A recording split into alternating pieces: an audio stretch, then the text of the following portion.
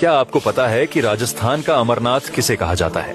जी हाँ, ये है परशुराम महादेव मंदिर। ये लोकेशन जो पाली और राजसमंद जिलों के बीच बसा हुआ है, इसका कुंडपाली में है। और मुख्य मंदिर राजसमंद में इन दोनों को जोड़ने वाला 2 किलोमीटर का पैदल रास्ता एक अनोखा अनुभव देता है।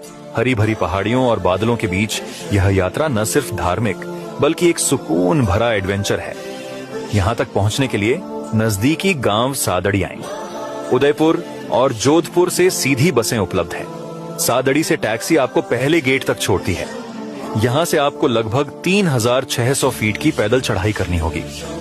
चढ़ाई के दौरान रंग बिरंगे बाजार और यह शांत कुंड आपको एक अलग ही दुनिया में ले जाएंगे। तो सावन का महीना हो या कोई भी दिन, यह पवित्र जगह हर महादेव भक्त के दिल को छू जाती है। अगर ये वीडियो आपको पसंद आया हो तो इसे अपने दोस्तों के साथ शेयर करें और नीचे कमेंट में हर हर महादेव जरूर लिखें।